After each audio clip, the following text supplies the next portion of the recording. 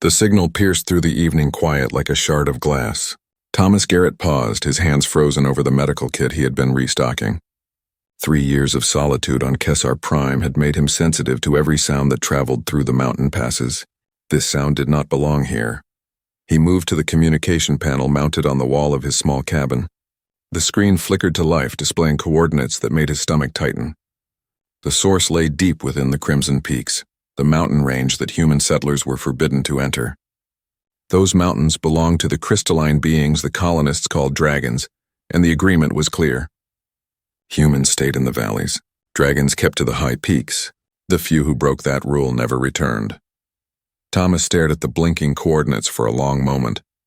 22 years as a battlefield surgeon had worn grooves into his soul, grooves that responded to distress calls without conscious thought.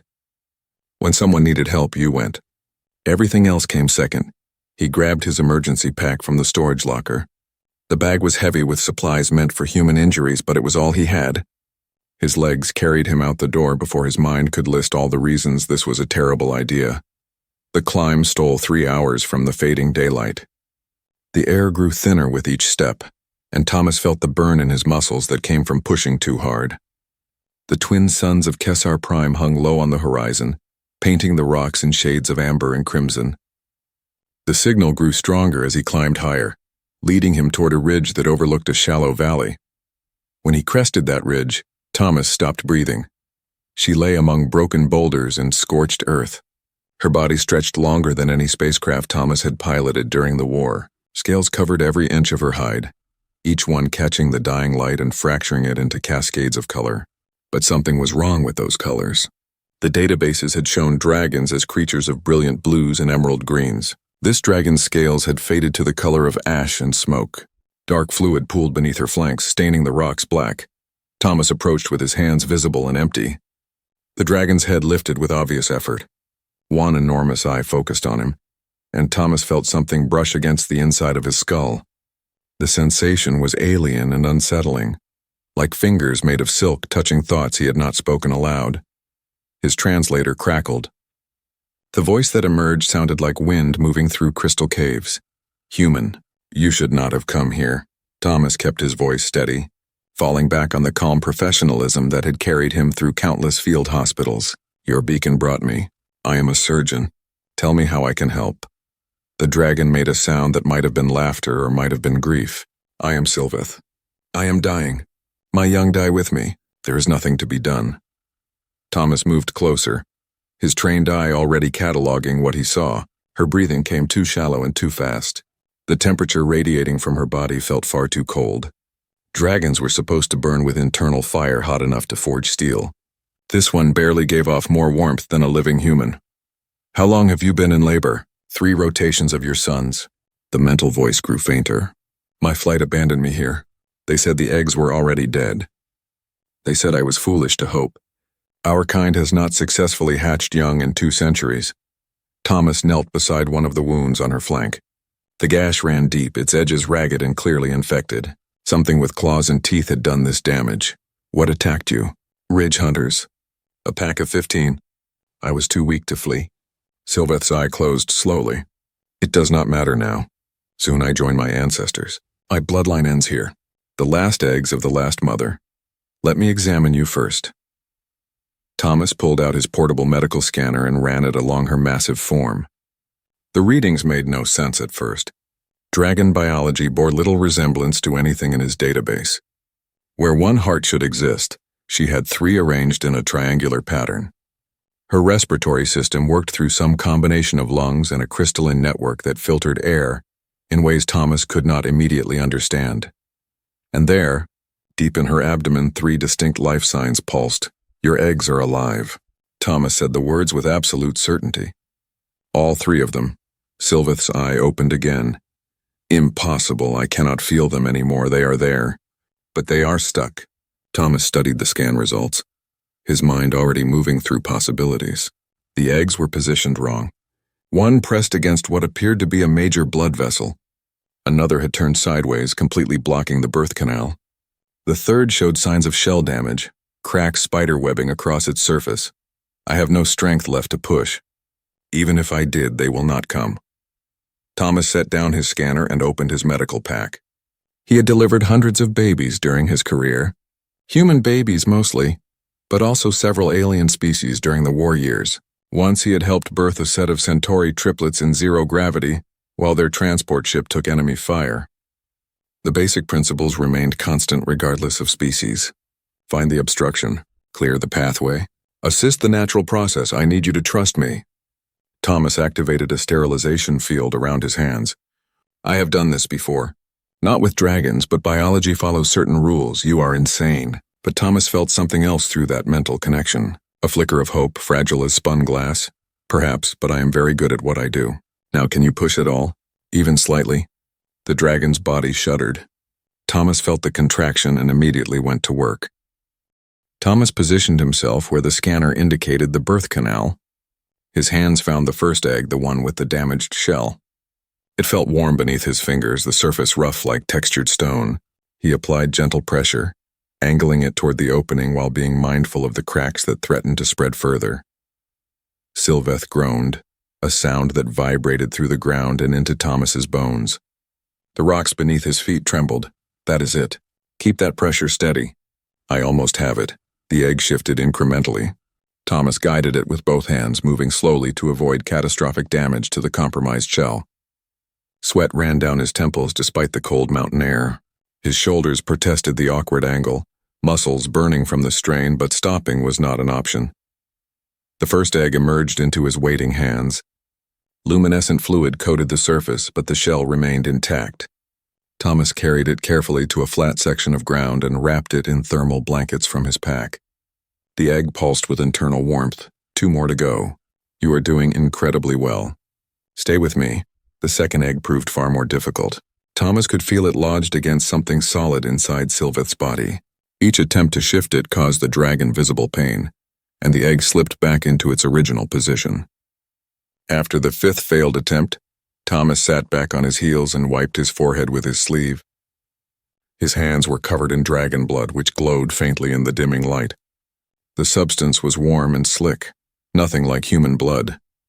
Sylveth's breathing had deteriorated. Her 3 hearts beat in discordant rhythm, one falling noticeably behind the others. Thomas checked his scanner and cursed quietly. Internal bleeding had accelerated. If he could not extract these eggs soon, she would die, and when she died with the eggs still trapped inside, they would die as well. He thought back to his training, to the impossible situations he had navigated during the war. There was the time he performed surgery inside a crashing transport, while enemy fire tore through the hull above his head. The time he kept a soldier alive for 8 hours using nothing but pressure bandages and sheer stubborn refusal to accept defeat. The time he delivered that Centauri baby using techniques he invented in the moment, because none of his training covered their physiology. Thomas studied his equipment spread across the rocks. Standard human medical gear designed for human biology. But humans excelled at one thing above all other species. They adapted. Sylveth, do you sense vibrations? Sound waves? Yes, we perceive through many spectrums. The mental voice was barely a whisper now. Thomas grabbed his portable scanner and switched it to diagnostic mode. The device emitted a low-frequency hum designed to map internal structures. He adjusted the settings, pushing the frequency higher until the hum became almost painful to his own ears. He placed the scanner against Sylveth's hide near where the second egg was lodged. The vibrations traveled through her crystalline scales, amplifying as they moved through her body. Thomas watched on his monitor as the egg began to shift in response to the harmonic resonance. I need you to push now, right now, as hard as you can. Sylveth gathered what little strength remained and pushed.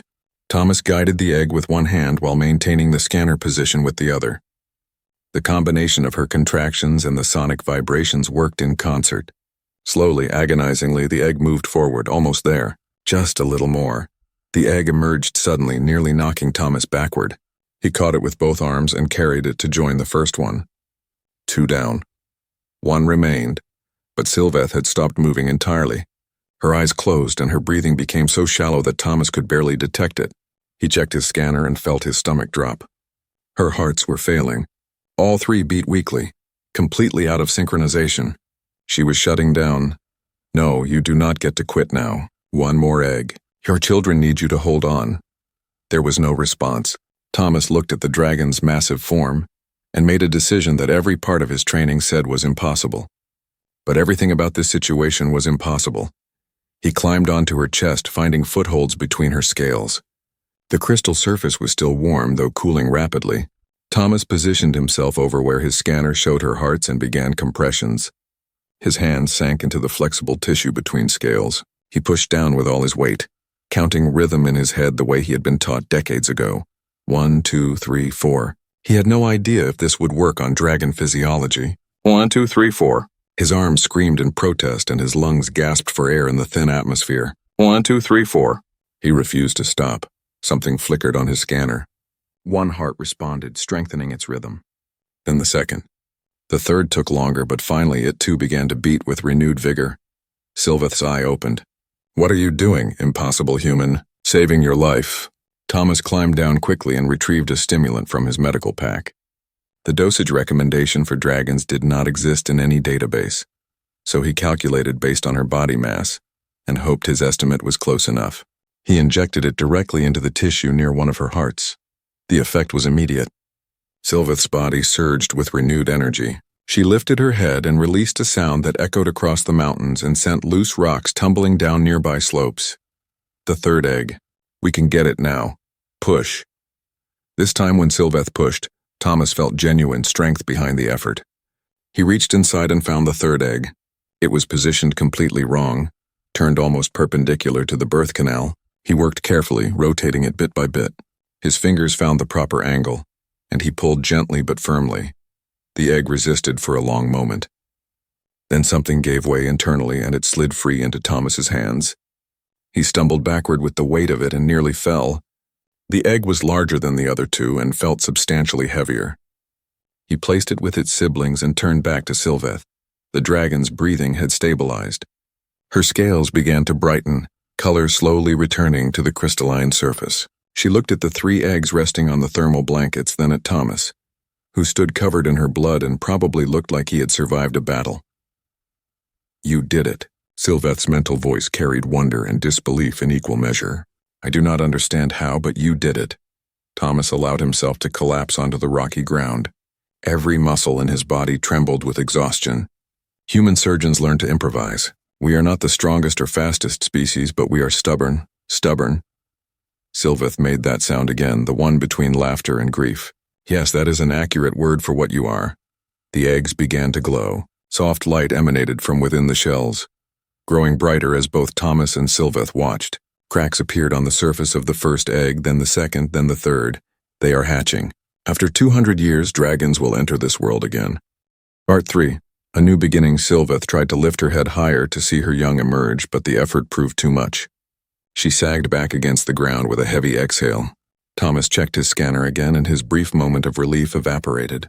Sylveth had internal injuries he could not repair with field equipment. The bleeding had slowed but not stopped. Her hearts beat steadily now, but they were working against damaged vessels and torn tissue. "Rest. You need to conserve your strength." "For what?" Sylveth asked. "I am dying, human. We both know this truth, but I will live long enough to see them emerge. That is sufficient." The shells continued to crack, pieces falling away to reveal what lay inside. Thomas watched, knowing he had saved 3 lives today. He tried not to think about the 4th life he was going to lose. Dawn broke over the mountains in shades of violet and gold. Thomas had not slept. He sat between the hatching eggs and Sylveth's weakening form, keeping watch over both. The dragon's breathing had become so shallow he sometimes had to check his scanner to confirm she still lived. The first hatchling pushed its way free, just as the larger sun crested the horizon. The shell fell away in fragments and a small dragon emerged, roughly the size of a large dog. Its scales shimmered in colors that shifted between sapphire and silver. Unlike its mother's crystalline surface, the hatchling's hide looked softer, almost metallic. It opened its mouth and made a sound like bells chiming. The second hatchling followed moments later. This one was slightly larger, with scales that burned deep crimson and orange like banked coals. It tumbled out of its shell with more force than grace, rolling across the thermal blanket before righting itself. This one's cry was sharper, more insistent. The third egg cracked more slowly than the others. Thomas watched with growing concern as the smallest hatchling struggled to break free. Its shell had been damaged during the difficult birth, and portions had already leaked away vital fluids. Finally, the shell gave way and the third dragon emerged. It was noticeably smaller than its siblings, and one wing hung at an awkward angle, clearly malformed. This small one made no sound at all. It simply looked around with eyes that seemed disproportionately large for its head. Thomas expected the hatchlings to go immediately to their mother. Every database entry he had ever read about dragons stated that newborns bonded with their parent within minutes of hatching. It was instinct encoded into their biology by millions of years of evolution. Instead, all three hatchlings turned to stare at him. The smallest one moved first. It dragged itself across the ground using its one functional wing and its front legs. When it reached Thomas, it climbed directly onto his chest and curled up against his heart. The other two followed, pressing close on either side. They made a sound together, a harmonic hum that Thomas felt resonating in his bones. No. Sylveth's voice was weak but carried shock. That is not correct. They should come to me. Thomas tried to gently push the hatchlings toward their mother, but they clung to him with surprising strength. When he stood up, they followed, staying pressed against his legs. The smallest one climbed up his back and perched on his shoulder, its damaged wing draped across his neck. "I do not understand," Thomas said. "What is happening?" Sylveth's eye fixed on him with an intensity that made him uncomfortable. "They have imprinted on you. They believe you are their parent, but I am human. They are dragons. This makes no sense." "No," Sylveth agreed. "It does not. In all the history of my kind, this has never occurred. Dragons bond with dragons. That is the way it has always been." She paused, her breathing labored. "But I am dying. And you are the one who fought to bring them into this world. You are the one whose heartbeat they heard while still in their shells. You are the one whose hands first touched them." Thomas looked down at the three hatchlings clustered around him. They stared back with complete trust. The crimson one chirped and rubbed its head against his hand. The sapphire one curled around his legs. The small silver one on his shoulder nuzzled against his neck. "What does this mean?" "It means they are yours now. The bond cannot be broken. It cannot be changed. They will follow you, protect you, learn from you. You are their parent in every way that matters to a dragon. I cannot raise dragons," Thomas protested. "I know nothing about caring for them. I am just a surgeon who lives alone in the mountains." Sylveth made that sound again, the laugh-grief combination. "And yet here we are. The universe places the correct beings in the correct place at the correct time, even when logic declares it impossible." The dragon's body shuddered violently. Thomas checked his scanner and saw her heart's failing again. This time there would be no revival. Too much damage, too much blood loss, too much strain on a body that had been dying slowly for days. "Listen to me." Sylveth's mental voice grew stronger for a moment, as if she gathered all her remaining strength for this final effort. "I do not have much time. I need to give you something." "What?" "My memories. My knowledge. Everything my kind learned over millions of years." Sylveth's eye blazed brightly. "You will need it to raise them properly. Open your mind to me, human. Let me give you this gift." Thomas felt something press against his thoughts. That same gentle touch from before, but stronger now. He could have resisted, could have pulled away. Instead, he lowered the barriers around his consciousness and let her in. The flood of information nearly knocked him off his feet. Images, sounds, feelings, entire lifetimes of knowledge poured into his mind faster than he could process. He saw the history of the dragonflights, their golden age when they soared between star systems. He learned their language, complex and musical and nothing like human speech. He understood their biology, their needs, their culture, their traditions. He saw battles fought in ancient times, alliances formed with species long extinct, betrayals and triumphs and losses that shaped dragon society. He felt what it meant to fly on wings that caught solar winds, to breathe fire hot enough to melt stone, to see the universe through senses humans did not possess. And he saw Sylveth's life. Her childhood in the Great Crash, her first flight, her first hunt. The slow decline of her species as eggs failed year after year. The desperate hope she carried when she found herself bearing young. The abandonment by her flight when they declared her eggs dead. The determination that kept her alive long enough to see her children hatch. The transfer ended. Thomas gasped and fell to his knees. The three hatchlings pressed closer, making worried sounds. Sylveth's breathing had become almost imperceptible. "Thank you, human.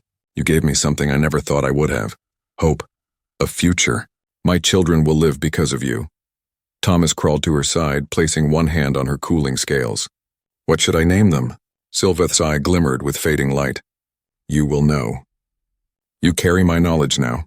You will know many things. Her eye closed for the final time. The three hearts beat once more in unison, then stopped.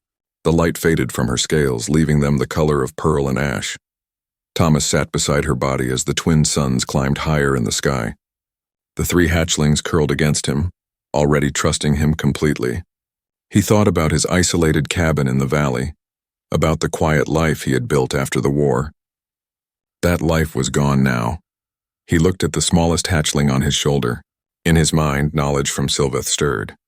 The name came to him as naturally as breathing. Your name is Ember. Thomas touched the crimson hatchling. You are Flare. He stroked the sapphire one, and you are Frost. The hatchlings responded to their names, their eyes brightening. Thomas stood slowly, his new family gathered around him. The journey back down the mountain would be long. The life ahead would be complicated. But as he looked at the three young dragons who had chosen him, Thomas realized something important. Sometimes the universe did not ask permission before changing your life. Sometimes it simply handed you a purpose and expected you to rise to meet it. He took one last look at Sylveth's body, then began the long walk home. 3 dragons followed him down the mountain, and legends began to whisper through the stars.